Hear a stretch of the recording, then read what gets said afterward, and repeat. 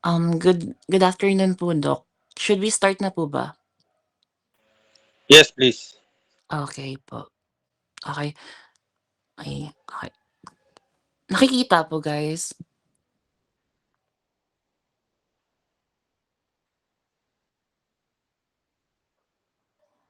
Okay, so, Yes, please. okay. So we are the group, ano po, for the respiratory system. Then these are my group mates. We have Eligado, Egot, Mariana, Montalban, Motus, Papa, and me, Kinanahan. Um, our first presenter po will be Egot.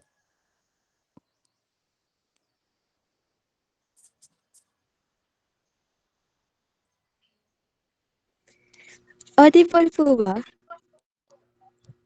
Opo.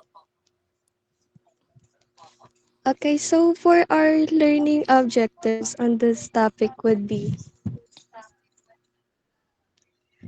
identify the gross and radiographic anatomy of respiratory system, explain the physiology of ventilation, perfusion, and gas exchange, correlate normal anatomy of respiratory system and standard chest radiographic projections, recommend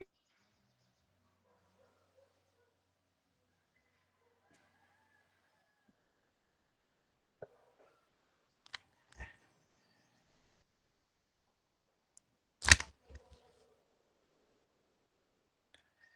chest and upper airway imaging, ventilation, gas exchange, acid-base regulation, phonation, and all function.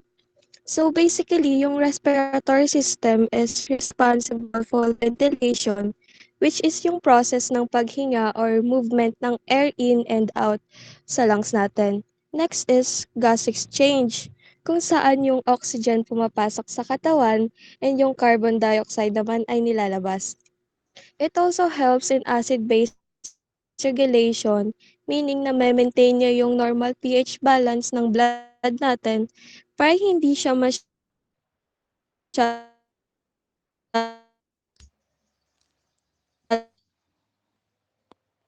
and another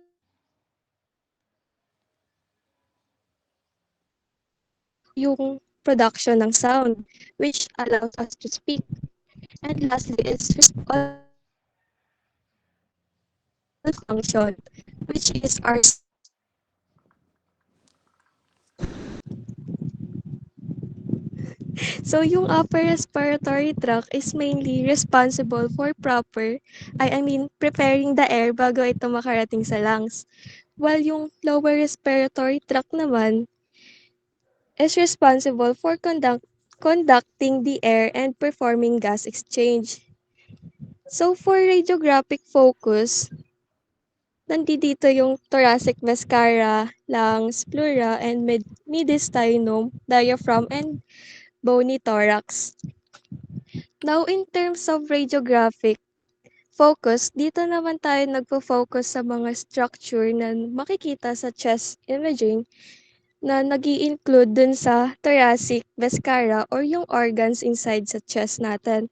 Especially yung lungs, which is yung main organs for breathing. Kasama din dito yung pleura, which is yung cover ng lungs. Yung mediastinum, which is yung contains heart and yung other central structures nagpe-play siya ng major role for breathing movement and yung bony yung tinitingnan natin sa x-ray para ma-check kung normal ba or may abnormalities.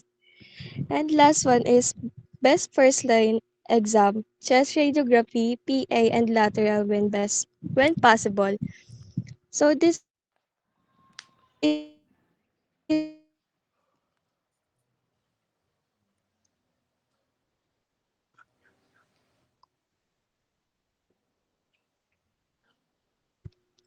usual of the chest structure, making it easier to detect any problems or disease.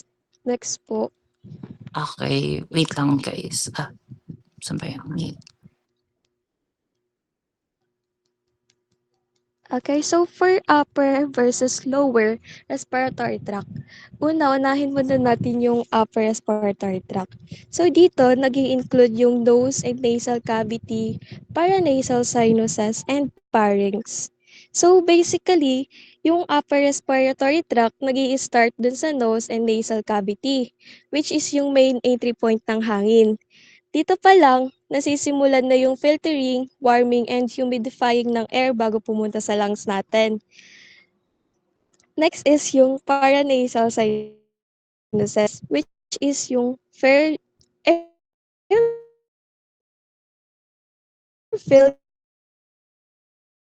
spaces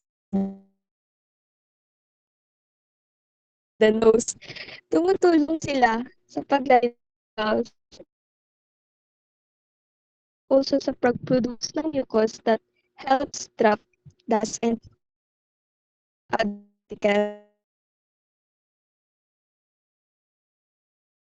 as the throat. Yung pharynx kasi is part that leads to the larynx and eventually to the lower respiratory tract. So for the next one is yung lower respiratory tract. This includes the larynx, trachea, bronchi, bronchioles, alveolar ducts, and alveoli. So after dumaan ng hangin sa upper respiratory tract, papasok na siya sa larynx or commonly known as voice box. And then, bababa na siya sa trachea. And then, from trachea, nagkakaroon na siya ng branching. Nahahati na siya into two main bronchi. Yung isa is pupunta doon sa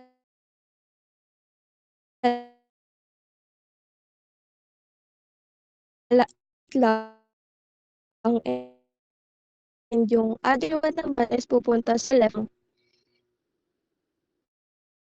From the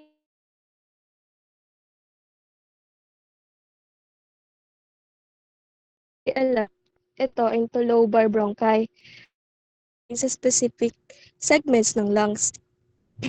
And then habang pababa, paliit siya ng paliit yung daanan. So yung segmental bronchi nagiging bronchioles, which is smaller airways. From there, it continues papunta sa alveolar ducts hanggang sa makarating sa alveoli, which is yung tiny air sacs. And then yung gas exchange, dito pumapasok yung oxygen sa blood and lumalabas yung carbon dioxide. So to compare these two, yung upper respiratory tract mainly prepare the air by filtering, warming, and humidifying it, while yung lower respiratory tract naman is responsible for conducting the air and performing gas exchange. Next po.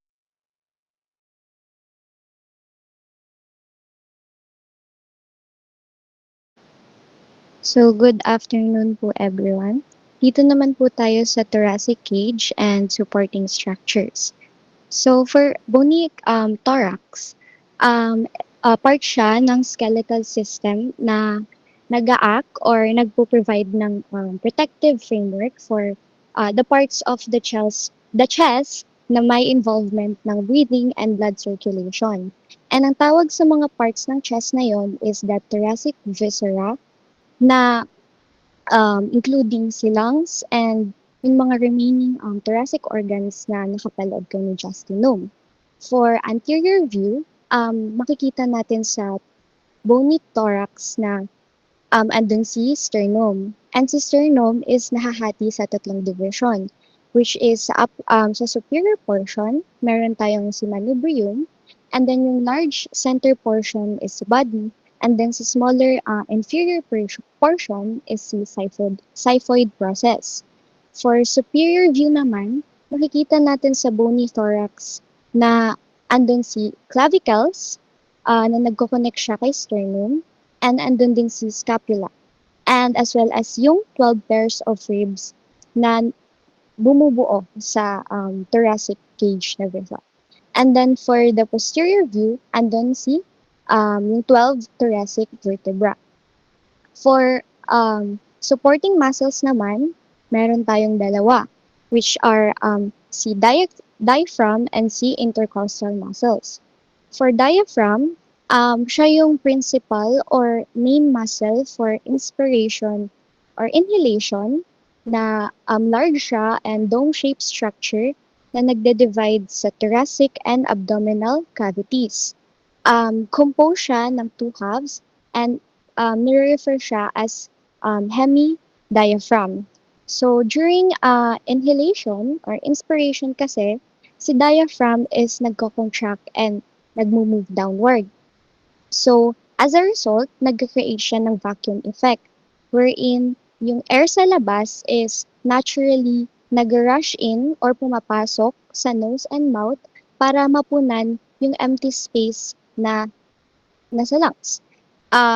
To put it simply, ang main function ni diaphragm is tinutulungan niya yung air na lumabas-pasok sa lungs by changing the space inside the chest. And then, working alongside naman sa diaphragm is we have the intercostal muscles na located or nakatuck in between the individual or each parts of the ribs. So, ang function ni intercostal muscles is pinupull niya yung rib cage upward and outward, giving our lungs even more room para mag-inflate. So, during kasi sa normal breathing, ang intercostal muscles natin is minimal lang yung work na nagagawa niya since mainly ang nagfa-function is our diaphragm. However, pag force yung respiration, like halimbawa, tumakbo or meron na namang atake ng asthma, doon natin na ma-maximize yung function ni intercostal muscles as well as our lung capacity. Next po. Okay. So for our pleural cavities naman, yan yung essential potential space na nagsusurround sa bawat lung natin. And fino-form yun ang double-walled serous membrane na tinatawag nating pleura. So yung double-layered system na yon is nagko-consist ng outer layer lining sa chest wall and then sa inner naman is kinakover na yung lung themselves. And within sa space ng bawat layer na yon is meron tayong tinatawag na lubricating fluid na present doon. And ang main function niya is nag-a-act siya as a high-grade lubricant or parang siyang oil na ina-allow niya yung lung to slide effortlessly against the rib cage without any painful rubbing or friction as nag-e-expand and contract yung lungs natin thousands of times a day. And then, for radiographic landmarks naman, ito yung guide para sa mga technologies for accurate positioning and para ma-ensure na merong correct identification ng anatomical areas during imaging procedures, namely the clavicle, posterior ribs, costophrenic angles, and thoracic vertebral bodies. So, dito tayo kay costophrenic angles. So, pwede pa zoom in dyan. Ayan. Thank you. So, as you can see, si costophrenic angles is sila yung nasa baba na sharp corners or sulok sa lungs na saan mag-meet si ribs and si diaphragm. So, crucial sila kasi dyan unang mag-build up or mag-collect ng fluid. So, pag nakita kasi sa radiograph na blunted or grayed out yung area na yan, instead na normal na dapat is sharp and black, usually nag-i-indicate siya ng medical issue like pleural effusion, which is may accumulation ng excessive fluid sa chest area. Next po. So, for our trachea anatomy naman, commonly known siya as our windpipe, fibrous and muscular tube na nagsiserve as the primary passageway for air moving into the lungs. So, Approximately 2 centimeter in diameter and 11 centimeter in length siya na binubuo ng 16 to 20 C-shaped cartilaginous rings na naka-embed sa interior wall. So, yung mga rings na yon is pine-prevent nila yung airway na mag-collapse during changes sa pressure pag nag-e-exhale tayo. While sa posterior side naman niya is inaalaw niya yung esophagus na mag-expand during swallowing. So anatomically, yung trachea natin is nagsisimula sa level ng C6 vertebra and then nag-e-extend pababa sa T4 or T5 level.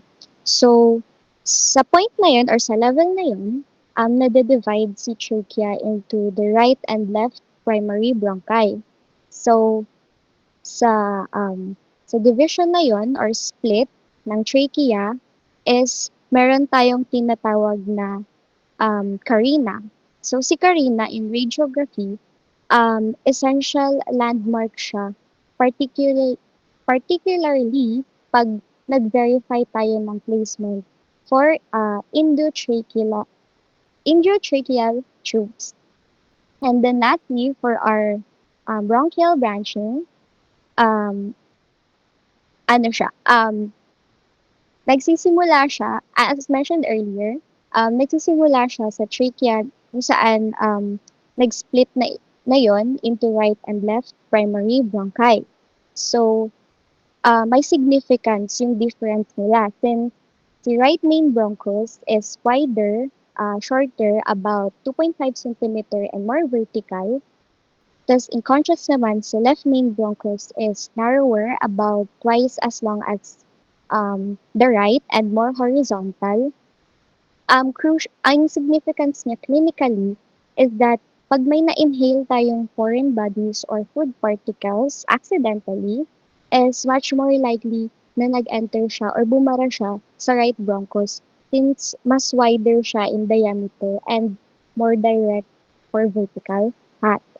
And then, as the primary bronchi enters the lungs, nade-divide yon into secondary bronchi, which is nagko-correspond sa bawat lobes ng lung.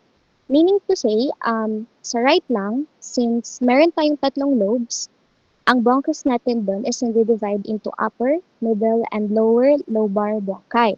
While sa left lung naman, since ina-accommodate niya ang space ng nag-a-accommodate siya ng space for the heart, meron siyang dalawang lobes. And yun is the upper and lower lobar bronchi. So, pag nag-continue ang subdivision na yun, papasok na si bronchopulmonary segments. So, yung segments na yun is both clinically and radiographically important since nag-a-act siya as functional units na pwedeng ma-identify individually on imaging or surgical removals if yung disease is hindi niya naman naapektuhan ng entirety of the lung. And then, moreover, pag nag-continue yung division from bronchopulmonary segment, ma-reach niya ang microscopic bronchioles, which eventually terminate in hundreds of millions of tiny air sacs na tinatawag nating alveoli. So, within the alveoli, doon nangyayari yung primary function ng respiratory system, which is yung exchange ng oxygen and carbon dioxide na nagte-take place through the thin alveolar walls. Next po. So for lung gross and microscopic anatomy, we have the lungs are divided into different parts called the lobes and are separated by the lines called the fissures. These fissures helps the lungs expand and move easily especially when breathing. Both left and right lungs have an oblique fissure which separates the upper lobe from the lower lobe. So the right lung has an extra feature called the horizontal feature. This creates a third section called the middle lobe. So the lung, the right lung has three lobes, which is composed of the upper, the middle, and lower. However, sa left lung, it only has two lobes, which is the upper and lower, and meron din siyang space which is called the cardiac notch where dun nakalagay yung heart natin, and a small part called the lingula, which is similar to the middle lobe of the right lung. So in short, the right lung has three lobes because it has two fissures, while the left lung has only two lobes and a special feature to make the room to the heart. Next. So, conducting versus respiratory zone. In the conducting zone is it is responsible for moving in and out of the in and so sa conducting zone, responsible siya for moving air in and out of the lungs. So it works by the air enters through the nose or mouth, then passes through the pharynx, larynx, and trachea, and then travels into the bronchi and bronchioles. But in the conducting zone, hindi siya nagpe-perform ng gas exchange, but it only serves as the air circulation. While on the other hand, sa respiratory zone, it is where the gas exchange actually happens. And in the respiratory zone, it includes the bronchioles and alveoli. Sa al- in the alveoli, oxygen enters the blood while carbon dioxide is removed. Next. So, inside ng alveoli, there are two types of cells called the pneumocytes. There are two types of pneumocytes, which are the type 1 and type 2.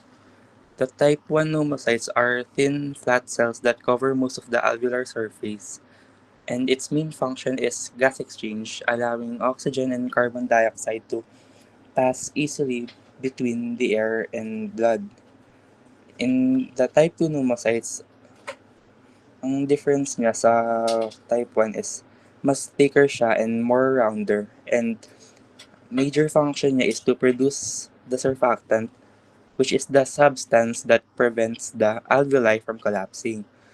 They also help repair the alveoli by replacing damaged the type 1 cells. So, yeah, next po.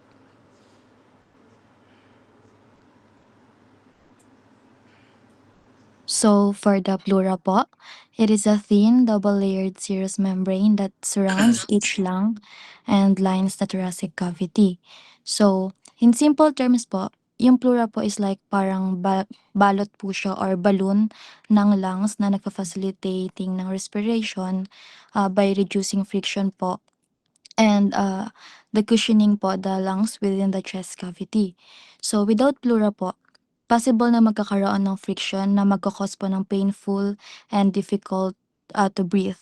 And also po, kapag walang pleura, hindi po magiging properly na mag-expand yung lungs kapag humihinga, which means pwede mag-cause ng problem of breathing.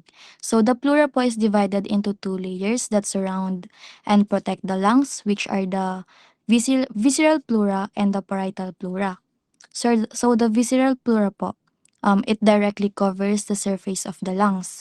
It also follows the lung structures, including fissures between lobes, and it is tightly attached to the lungs or it cannot be separated easily. Yung visceral pleura po, it covers the lungs directly po. And it's like a skin wrap po around the lungs. And ito po yung inner layer na nakadikit mismo po sa lungs. And yung visceral pleura po, it has no pain receptors po, which means hindi po siya nakaka-felt ng irritation. Kaya po wala siyang pain receptors po kasi it's supplied by autonomic nerves po, which kinokontrol niya po yung functions like breathing, pero hindi siya nagke-carry ng pain signals. However po, nagke-carry naman po siya ng, it senses stretch po. Like, it can respond po to the things like, pressure or stretching po but not the sharp pain. And the next naman po layer is yung parietal pleura. It is the lines, the inner surface of the thoracic cavity. So, it also covers po the diaphragm and the inside of the rib cage. And it's like po a lining of chest cavity. And ito po yung outer layer na nakadikit sa chest wall. And it is divided po into 4 parts. The costal, which is in the along the ribs. The diaphragmatic, it is over the diaphragm. The mediastinal po, it is next to the mediastinum. And the cervical, at the apex of the lungs. The parietal pleura po, kabaliktaran po siya ng visceral pleura, which it has pain receptors po. Kasi po, yung parietal pleura po, it contains somatic nerves po, which are responsible for pain sensation. And it is also po sensitive to irritation, which means when it becomes inflamed po or irritated, it causes sharp chest pain. So next po.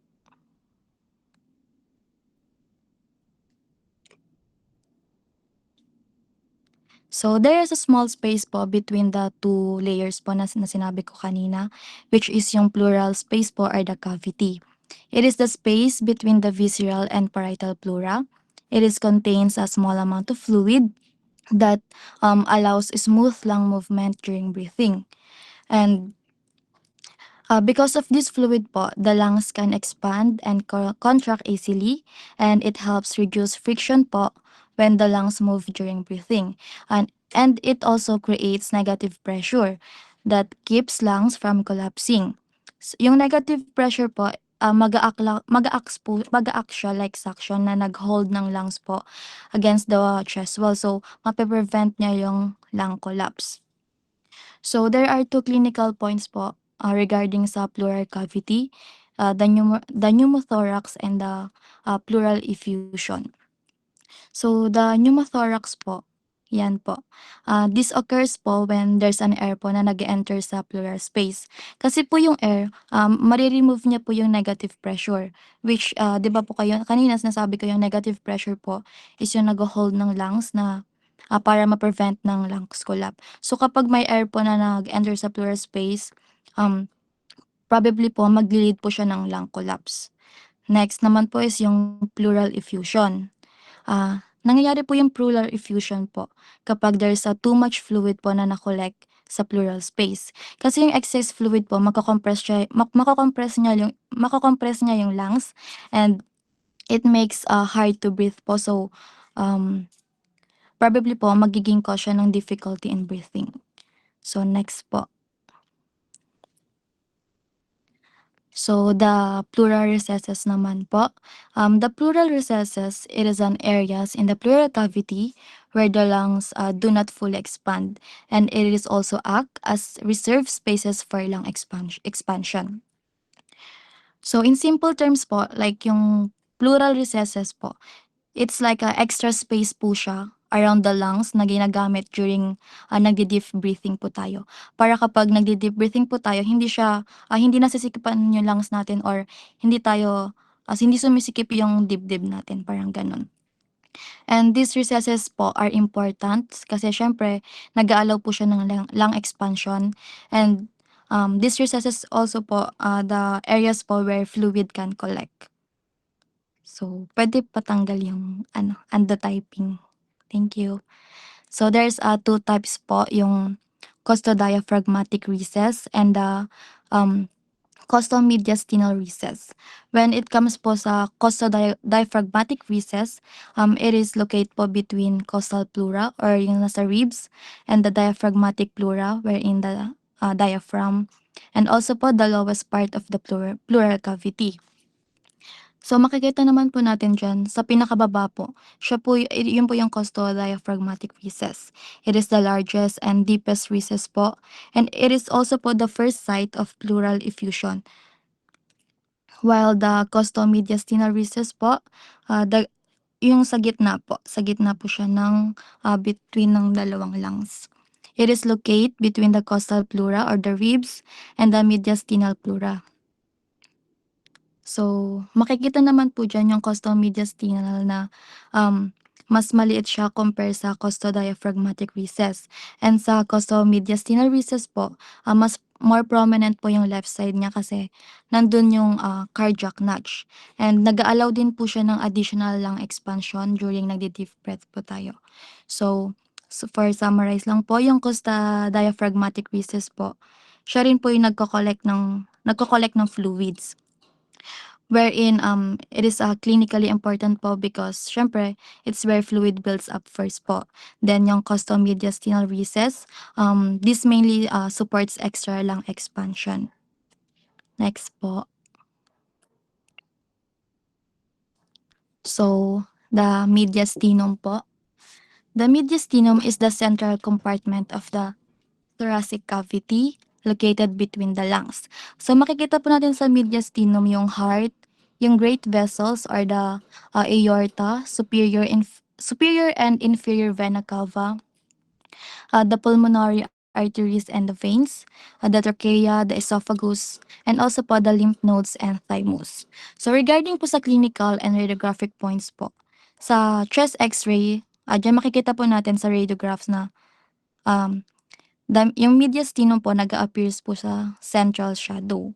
So may mga problem din po dito like kapag nag-wide po yung mediastinum, pwede po siyang ma-indicate as aortic aneurysm po, which an abnormal enlargement of the aorta, the tumor po, a mass or growth po in the chest and the hemorrhage or the bleeding po, especially after trauma. Isa rin din po dito yung mediastinal shift, which means po the central space po moves toward one side or the other side po because of pressure changes in the chest. So, kapag sinabi pong mediastinal shift, yung mga organs po sa gitna, like yung mga heart, mamomove po siya sa isang side lang.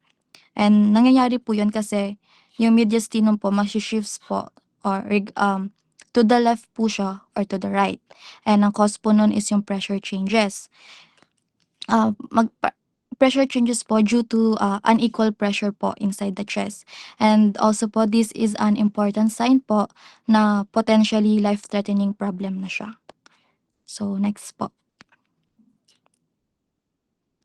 So, sa diaphragm naman, it is a dome-shaped skeletal muscle and it separates thoracic and abdominal cavities. The primary function po nito is, yung diaphragm is a primary muscle of breathing.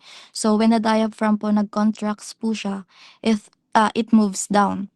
Then, this creates po space, allowing the lungs to expand po and fill with air. While if the diaphragm naman po is nag-relax, it moves back and this pushes po air out of the lungs or yung lungs po madi-deflate. So sa diaphragm po, there's right and left hemidiaphragm. Makikita po natin sa radiograph na yung right hemidiaphragm is mas higher po siya pero slightly lang naman po like 1 to 2 centimeter po. Kasi po yung right side po it sits po on the top of the liver which is a large solid organ that pushes it upward. While the left hemidiaphragm naman po it is partly occupied by the heart but andun din po yung stomach niya sa baba. So, which can contain air din po. So, it doesn't push the diaphragm up as much po. Next po.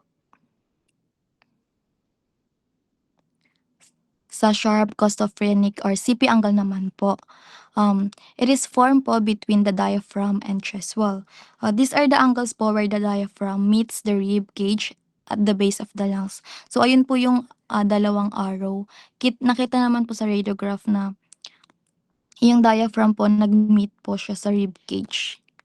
And yes. And next po is it is normally appear sharp and well-defined. So kapag healthy person po, makikita po dyan, yung angle po is mas sharp po siya, like clear po yung shapes niya. And it is symmetrical on both sides in normal cases. It is also important landmark in chest X-ray interpretation. Yes, kasi the radiologists po, they always check this area po first because makikita po kasi dito yung changes na nakakapag-indicate na may disease yung patient. So, kapag sharp angle po, it means po normal po um, yung radiograph. While if the blunted angle po or yung medyo hazy po yung angle, it is a possible pathology po or di kaya may dull or filled in angle na nagsa-suggest na something may be wrong po and maybe needs further evaluation po. It can be a pleural effusion, inflammation, or abnormalities. Okay, next na po.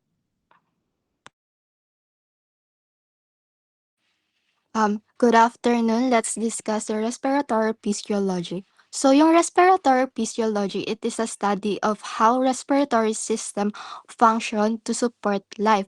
So, ibig sabihin nito is pinag-aaralan dito kung paano tayo humihinga at paano nagwo-work yung buong system para mabigyan ng oxygen ang katawan at matanggal yung carbon dioxide bilang waste.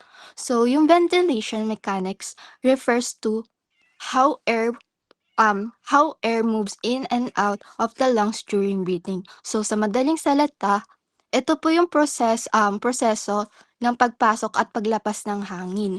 So there are two main action. Inspiration or inhalation or expiration or exhalation po. So sa inspiration or inhalation po, ito po yung active process kung saan yung diaphragm is nagko-contract at bumababa. Kaya lumalaki yung space sa dibdib at bumababa yung pressure sa lungs dahilan para pumasok yung hangin. Sa expiration or exhalation po, ito naman po yung kadalasan passive kung saan nagre-relax po yung diaphragm natin at lumiliit yung dibdib at tumataas po yung pressure at kusang lumalabas ang hangin. Pero kapag nag-e-exercise or umuubo tayo, nagiging active ito at gumagamit ng extra muscle. So, mahalaga rin po dito yung compliance and yung elasticity ng lungs. Dapat flexible yung lungs para lumaki at elastic naman para bumalik sa normal. Kapag may sakit tulad ng fibrosis, ito po yung tumitigas yung lungs kaya mahirapan ito mag-expand. Dagdag pa rito yung airway resistant, kung saan ito po yung makitid na daanan ng hangin tulad ng asthma or bronchitis. So, ito po yung magiging mahirap po yung paghinga nila at mas kailangan po ng maraming energy dahil kasi mas nakakapagod sa katawan. So, sa ganitong mga sitwasyon po, kailangan ang paggamit ng medical equipment upang makatulong sa paghinga, tulad po ng oxygen therapy or ventilator na nagbibigay ng sapat na supply ng oxygen at tumutulong sa mas maayos na pagpasok at paglabas ng hangin sa baga. Next po. So, sa gas exchange, yung gas exchange and transport describes how oxygen and carbon dioxide moves in the body. So, ito po yung proseso kung saan nagkakaroon ng palitan at nagdadala ng gases sa dugo at katawan. So, first explain ko muna yung gas exchange sa alveolite. So, yung alveolite po, ito yung maliit na air sacs sa lungs na nakadikit sa capillaries. Yung capillaries po, ito po yung maliliit na blood vessel. Dito po nangyayari yung diffusion, kung saan yung oxygen mula sa alveolite ay natural na lumalapit papunta sa dugo dahil mas mataas yung concentration nito sa alveolite kumpara sa dugo. Sa kabilang banda naman po is yung carbon dioxide ay lumilipat mula sa dugo papunta sa alveolite para ma-exhale or mailabas sa paghinga. So, explain ko naman po yung sa oxygen transport.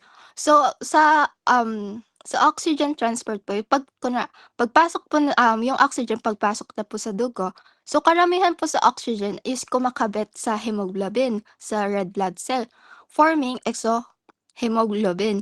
Ito po yung nagdadala ng oxygen sa iba-ibang parte ng katawan para sa circular respiration.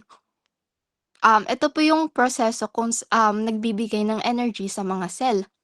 And yung mga kaunting oxygen po, nananatili lang po sila sa plasma para sapat na yun para tuloy-tuloy yung diffusion sa tissue.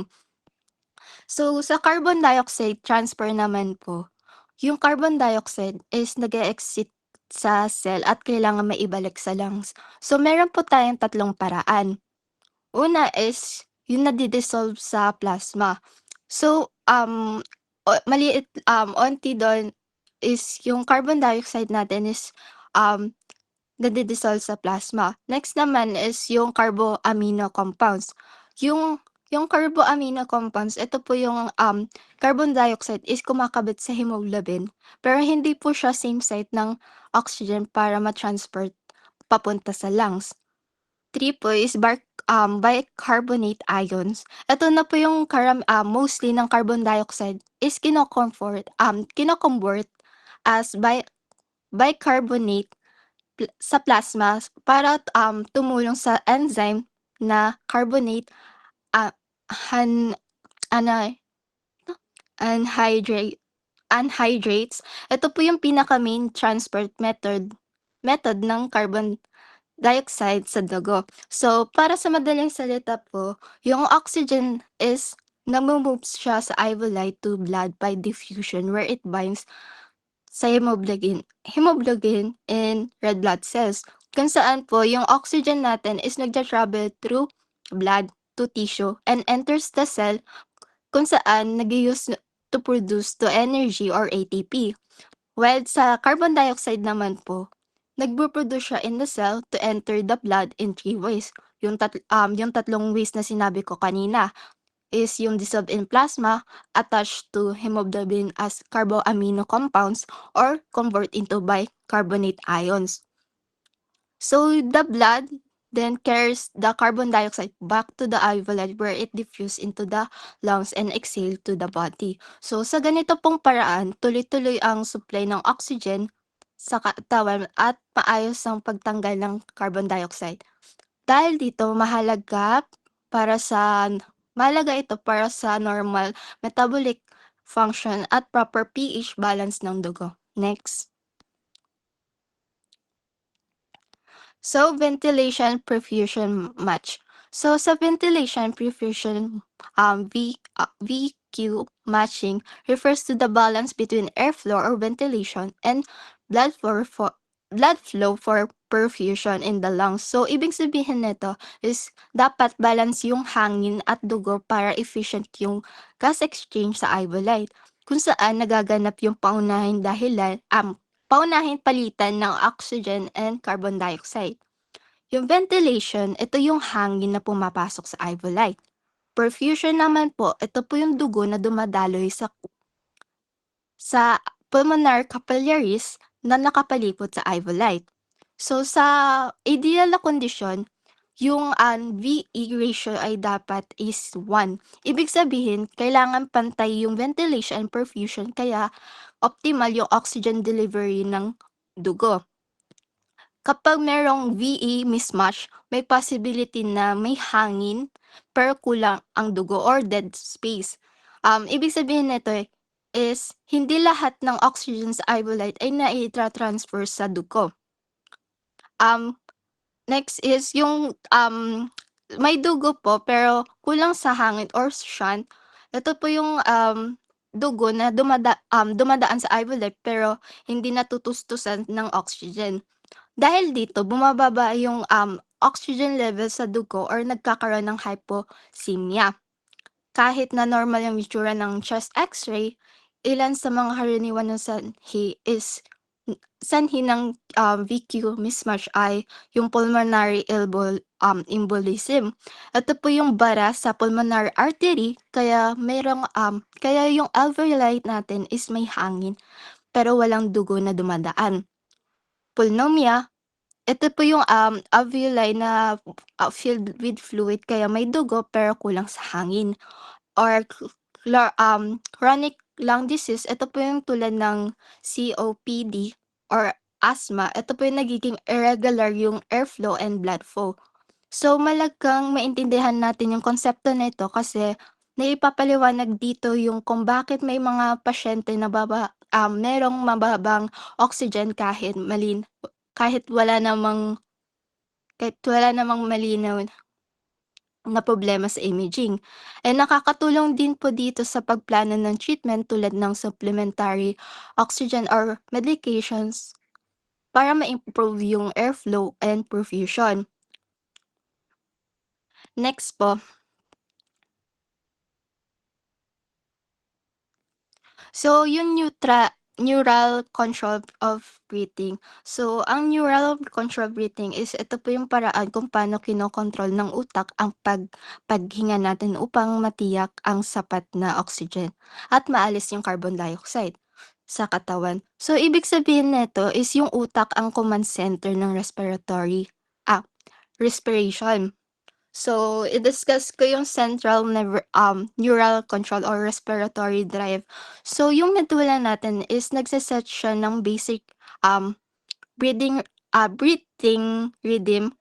Sa loob nito is merong pre-Brown-Singer complex na nagsisilbing pacemaker para sa regular na respiration. And yung pans naman po, ito po yung nag-aayos at nagsusmooth ng breathing pattern upang hindi magaspang or irregular ang paghinga. So, meron po tayong tinatawag ng dorsal respiratory group or DRG. Ito po yung pangunahing responsible sa inhalation at pagprotekta ng airway. And yung ventral respiratory group or VRG, ito po yung tumutulong sa exhalation, lalo na sa forceful breathing and yung pulmonatics center po, ito po yung kinokontrol ang bilis at haba ng inhalation. And yung apneutics at center po, ito po yung tumutulong sa regulation ng inhalation and exhalation para maging balance ang rhythm.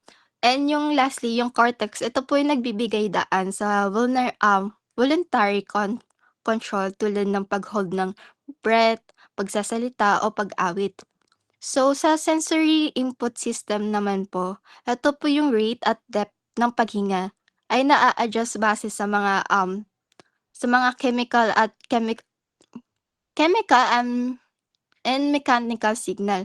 So, meron na po tayong tinatawag ditong chemoreceptors. Ito po yung sensor na tumutugon sa mga chemical composition ng dugo.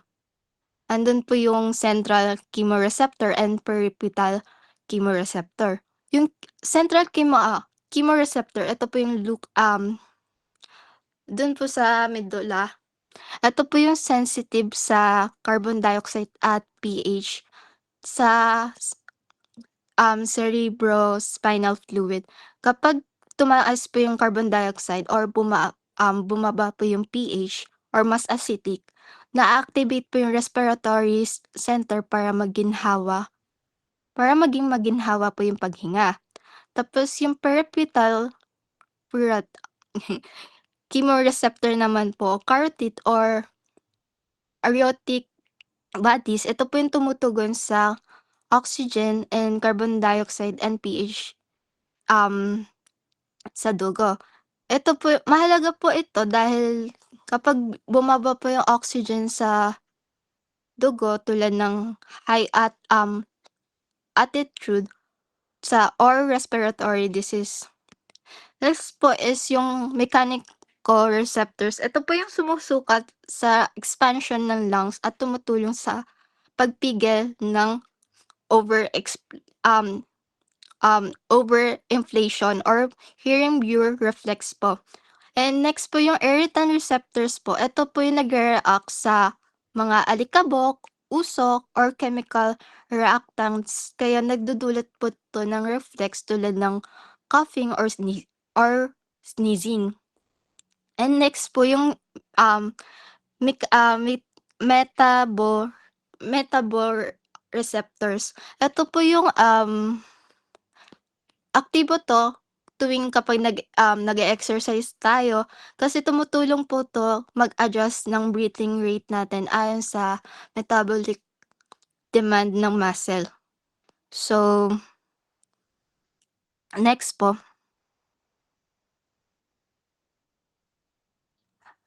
So, yung key points natin is nakokontrol natin yung paghinga natin sa maikling panahon tulad ng pagpigil ng pahinga. Ngunit mayroong limitasyon 'to dahil yung katawan natin is may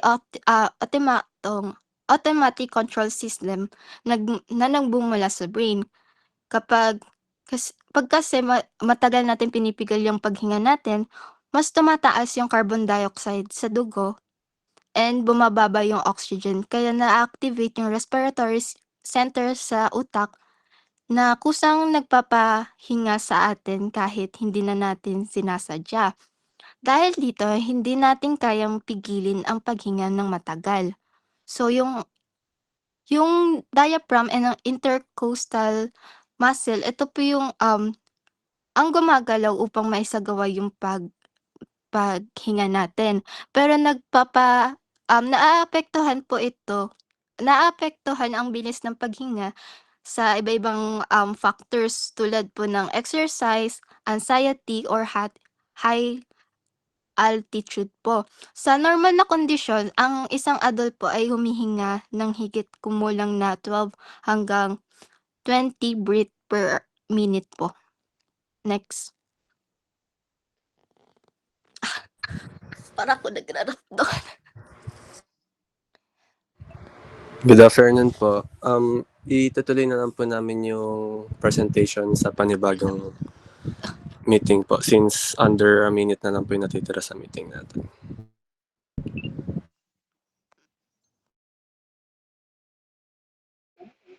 Okay, thank you.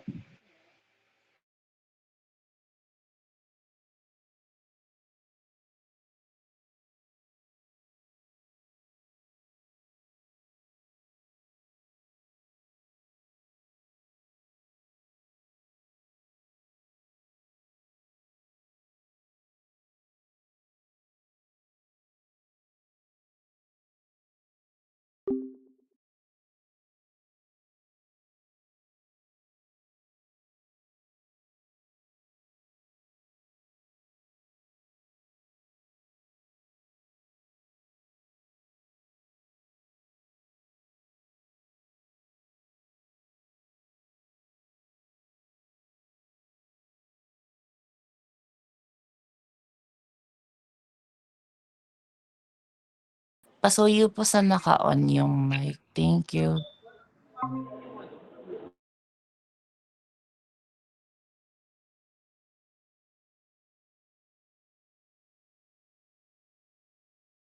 Nakikita.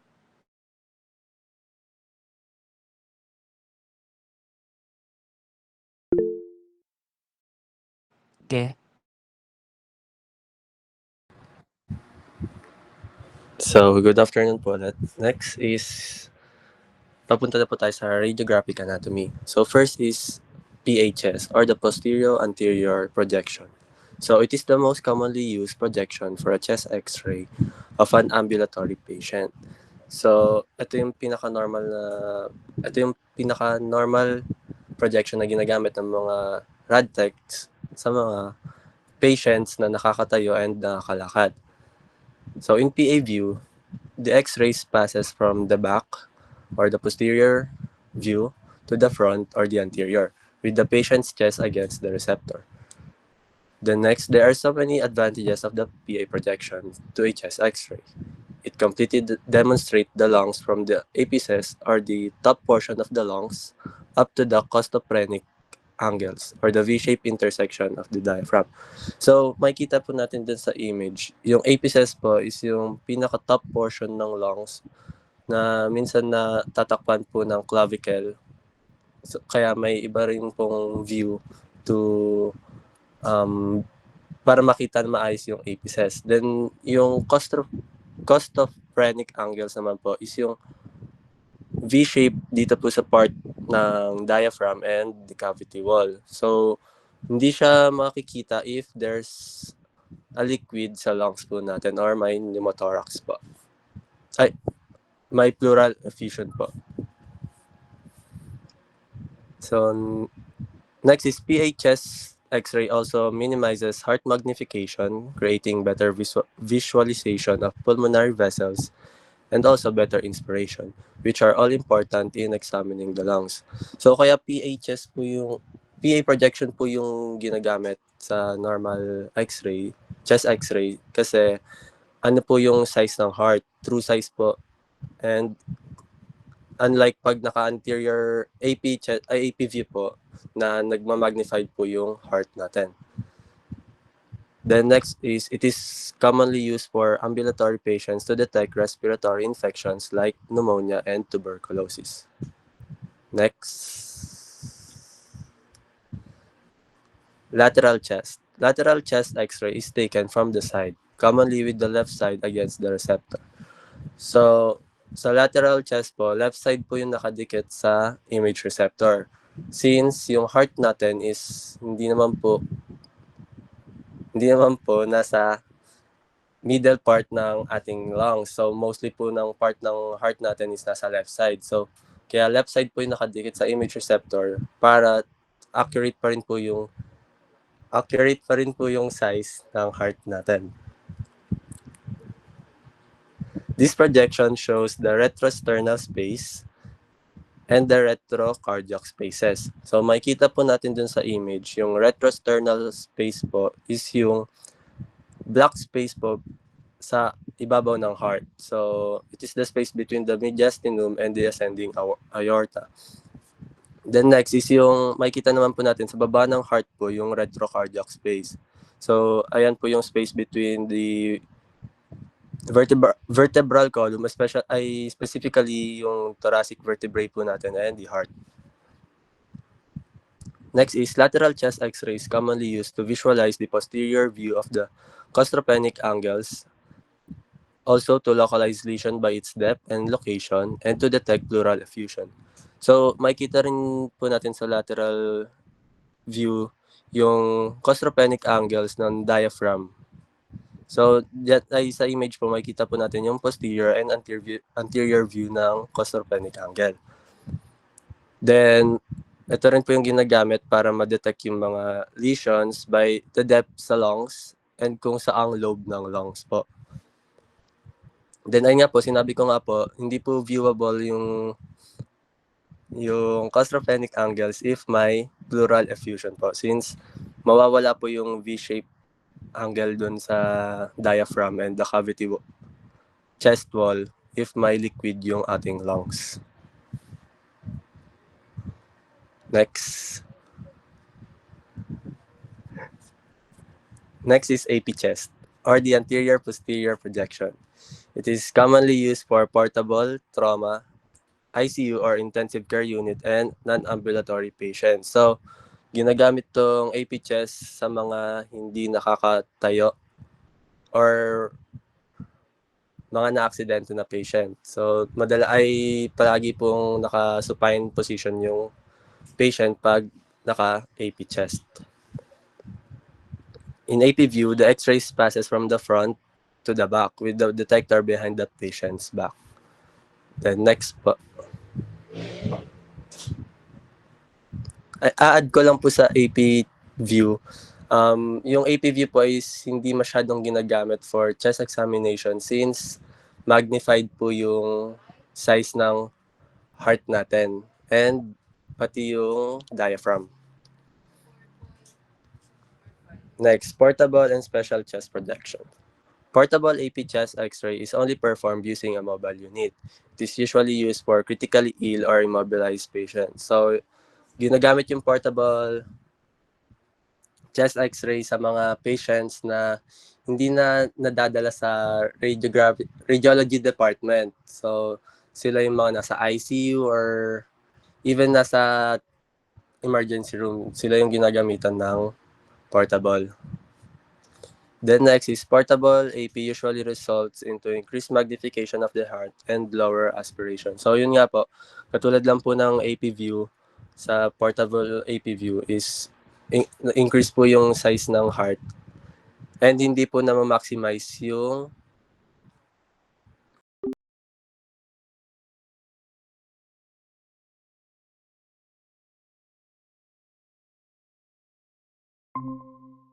other special chest projection include lateral decubitus chest x-ray that is mainly used to evaluate pleural effusion. So dito sa lateral decubitus chest x-rays po is naka-decubitus position yung patient, it's either left or right po.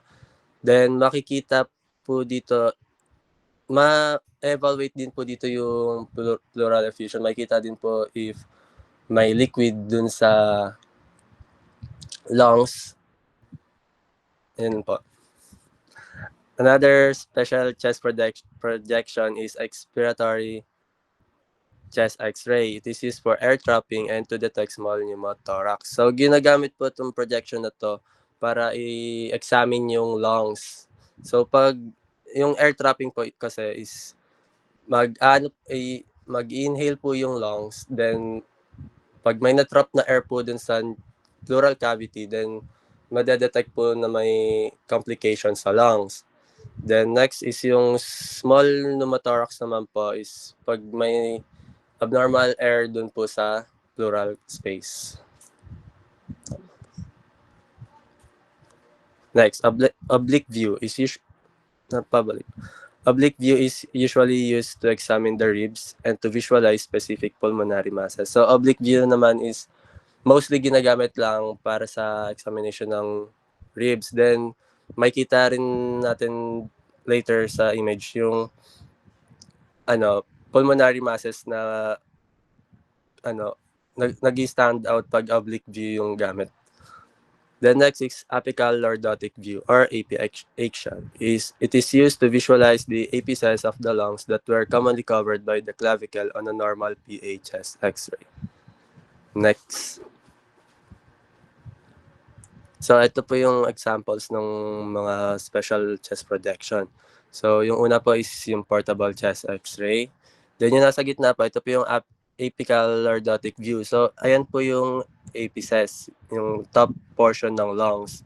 So kaya may gantong special projection po since pag naka-normal PA lang po, natatakpan po yung top part ng lungs ng clavicle.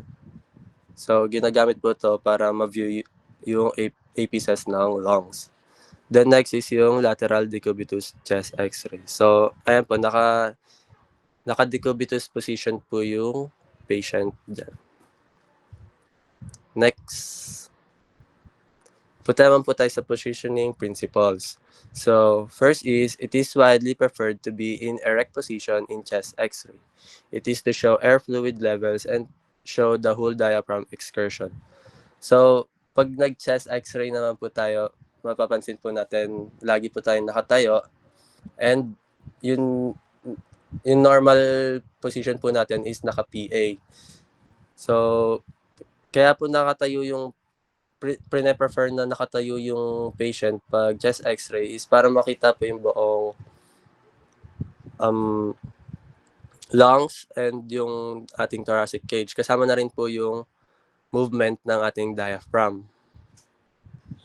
The next is, in AP projection, always keep in mind that the heart is magnified. To get the accurate size of the heart, it is advised to use long SID, approximately 72 inches. So, yun nga po, sa AP projection, malaki po ay hindi po naka-true size yung heart natin. So, nilalakihan natin yung SID to get the accurate size of the heart. Next, in PA projection, the patient must always be in erect position and the shoulders must be rolled forward to move the scapula out of the lung fields. So, if na chest x-ray na po kayo, ipo-position po kayo ng Radtech na nakahawak po kayo dun sa likod ng image receptor para naka-rolled forward po yung scapula natin, and pag nag-image po sila, hindi po maharangan ng scapula yung ating lungs. Then next is the image receptor must be above the relaxed shoulder of the patient. So yun nga po, kailangan mas mataas din po yung image receptor sa chest natin since ay para ma-capture po yung buong chest ng patient. The next is, for most views, the exposure is taken at the end of second full inspiration and to ensure maximum lung expansion. So, pag nag-chest x-ray po is pinapahinga po tayo ng malalim. So, ginagawa po ng Radtex yun para ma-maximize po yung ating lung expansion and ma-capture po yung pinaka-maximum ng lungs natin. Next is, beam is generally centered at the level of T7. So yan po, yung normal position po ng ating X-ray beam is at the level of our thoracic 7 po. Next.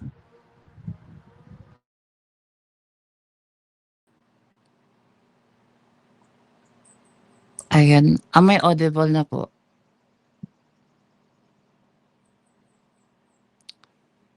Audible ba ako, guys? Yes po. Okay po. So we have the image evaluation criteria and clinical correlation.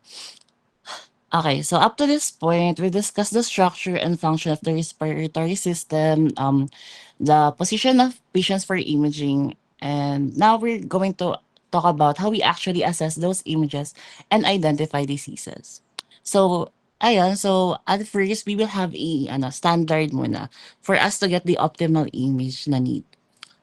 For the chest radiograph image, this is called the chest radiograph image evaluation criteria.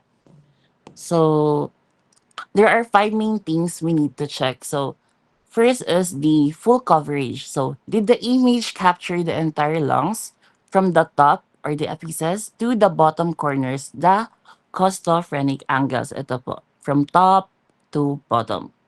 Then syempre, we will check the no rotation. So, we will check if the patient is straight standing and if the air turned kasi, yung image natin is magiging distorted. Lalo na yung pag konting movement lang dyan dito, yung sternoclavicular joints natin is bababa yan, mamumove.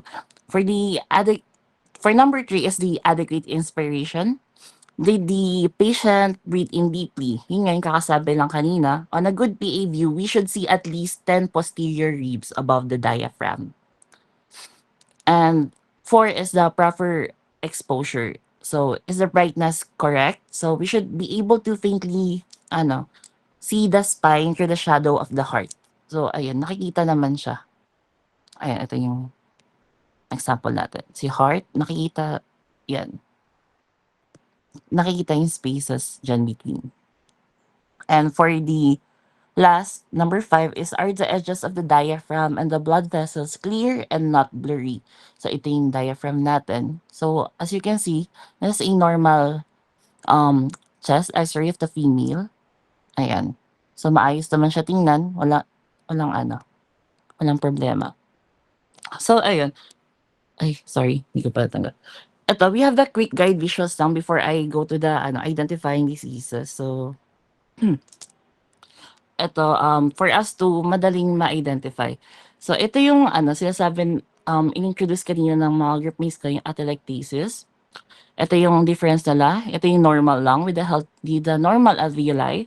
And the collapse lang, as you can see the difference. Mas maliit siya and yung compression niya is much hindi na kasapat. And it also have different types. We have the compressive na ang nagko-compress ng lung na yan is the blood, air, or fluid.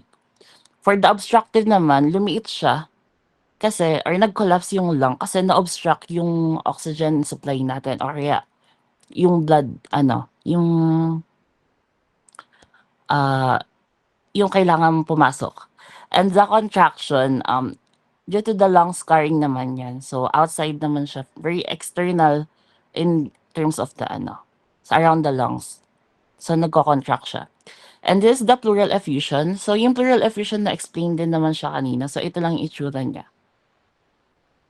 Ayan, compressed lung with the fluid under. Next.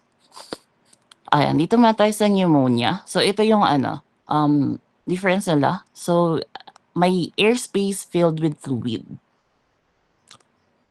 Then, for the pneumothorax, ito yung air-filled pleural space. The difference, nag-collapse din siya. And for the COPD or the chronic obstructive pulmonary disease, ito po. So, kasama dyan sa COPD yung emphysema and bronchitis. Okay. So, ito yung yung radiographs natin. So, how do we identify it? So, on the left, you see a normal chest x-ray with symmetric lung sizes.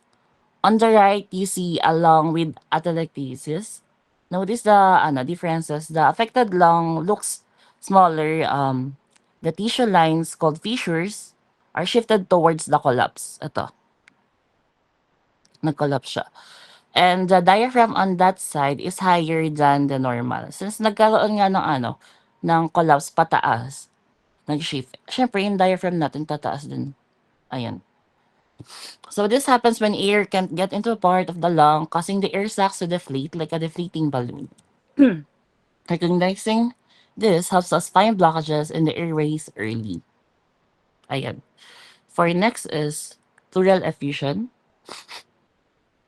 Ito. The first is this when extra fluid builds up in that space because ito yung difference, guys. Ito. Because fluid is heavier than air, it settles at the bottom. On an X-ray, this makes the sharp corner of the lung look blunted, and you see a curved line. Ito. A curved line called a meniscus where the fluid stops. Next is the pneumothorax or the collapsed lung. This happens when air gets trapped in that space instead of fluid. So, ayun. Yung key features nga natin, the pleural line, nakikita, and the air in the pleural space. Ito yung dark area since hindi nga nakaka-capture na X-ray yan. Kaya dark. Beyond that line, the area looks dark and empty because there are no blood vessels or lung tissue there. That's just air. And next is the pneumonia. So, siya, infection kasi yung pneumonia. So, the infection fills the air sacs with fluid and pus, which makes the area look white or opaque on the X-ray. So, often you can see the air-filled tubes, the bronchi, can standing out against the white area. We call that an air bronchogram. So, yun yung sinasabi na may galaxy ka sa sa dibdib mo. Ayan, pneumonia na pala yun. So, next is the chronic obstructive pulmonary disease. So, in this condition, the lungs lose their elasticity and air gets trapped inside. So, this makes the lungs overinflate like a balloon that won't deflate all the way. So, you can see here that yung lungs look much paler, much, pero dapat may darker, pa siya dyan eh. So, the diaphragm flattened instead of curved. So, napaka-flat na ng diaphragm natin na dapat curved naman siya here in the normal lung. And the chest looks larger than normal. And last is integrating anatomy, physiology, and imaging.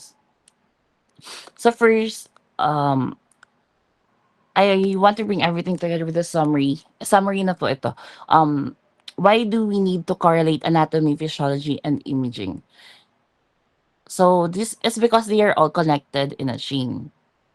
So anatomy tells us the structure. So what parts are there? And the physiology tells us the function. How those parts are supposed to work. Ayan. So positioning is the technique we use to capture the image correctly. And interpretation is reading the result. So for example, Ayan. In COPD, we see a flattened diaphragm on the X-ray, but to understand why it is flattened, we need to know the anatomy of the diaphragm and the physiology of how the lungs lose their elasticity. So without connecting this, we are just looking at a picture, not understanding the medical condition. So this connection is the foundation of good radiology. Ayan. So ito yung steps again. So we identify the anatomy, yung structure, and then yung process or yung ano nga ba yung role niya for the physiology. And then yung positioning, dun na natin i-apply. And then natin siya i-interpret. Ayan. So example, ito ulit, yung COPD shows flattened diaphragms and hyperinflation. So this links to anatomy or destroyed alveolar walls and physiology, reduced elastic recoil causing ear trapping. So yun na po yung, ito na po yung last references and ayun. Yun lang po, thank you. Any questions regarding our reporters?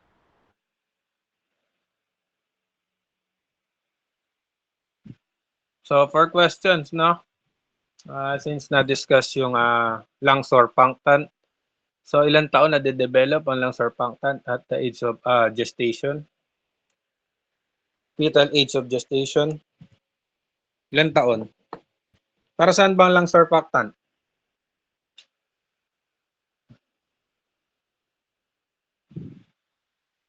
Type 2 pneumocyte para saan? Saan na? Wala. Sir, ano po ulit yung ano po, yung question? Questions, no? Ilang surfactant para saan? Which is your type 2? Sino nag-report ng lung surfactant? And ilang taon bago ma-develop?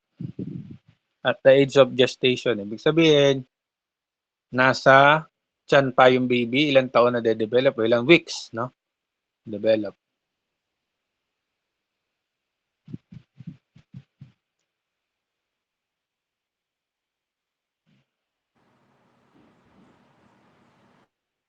Sino nag-report ng lung surfactant?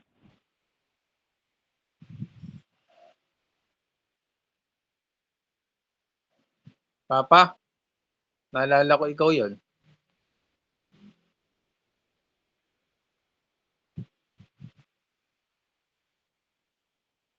Nasaan ka na, oh?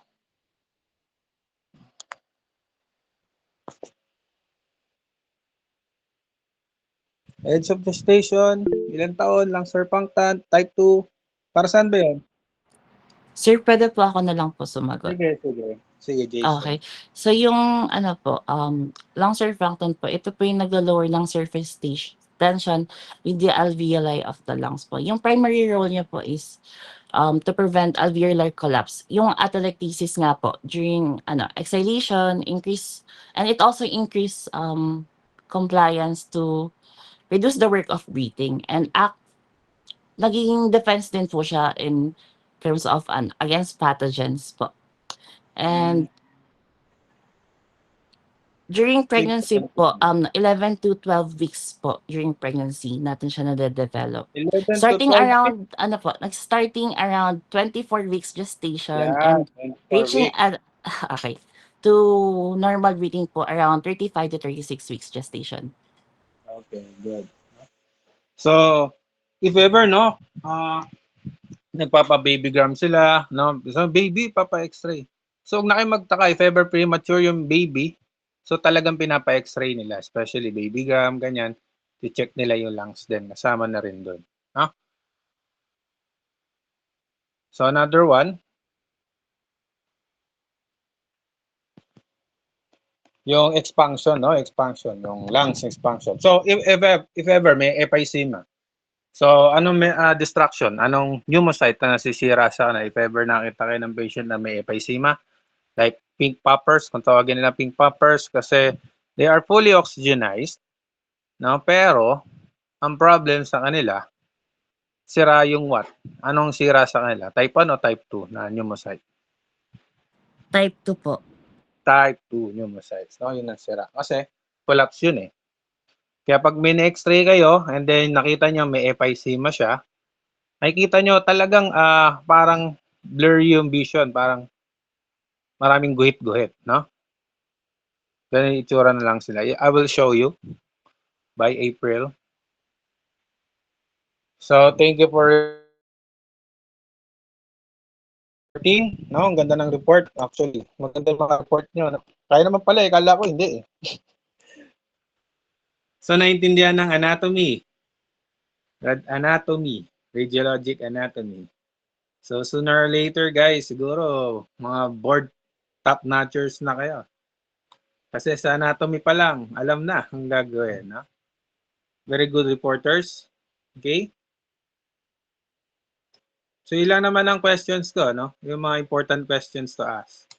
For sometimes, yun ang nakakalimutan yung tanong. And which is very, very important. Kailan nabubuo yung mga lung surfactant. That's very important also.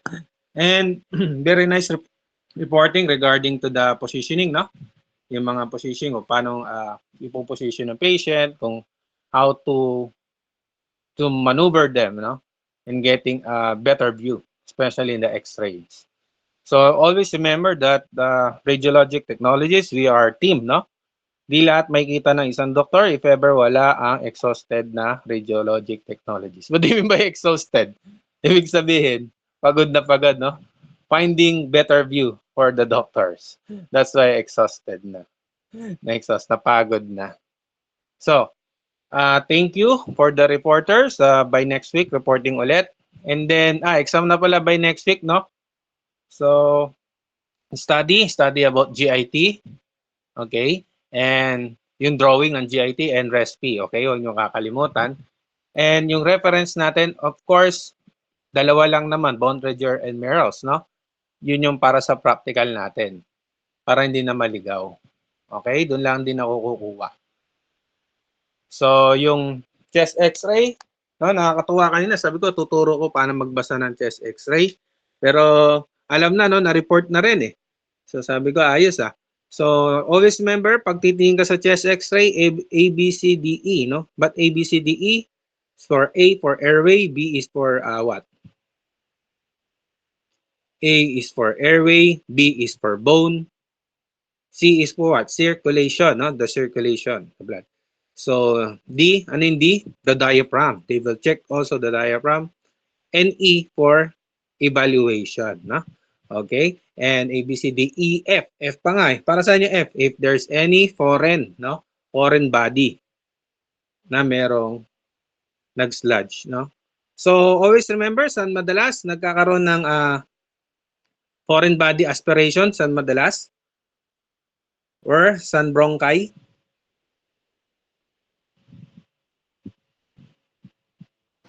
Saan?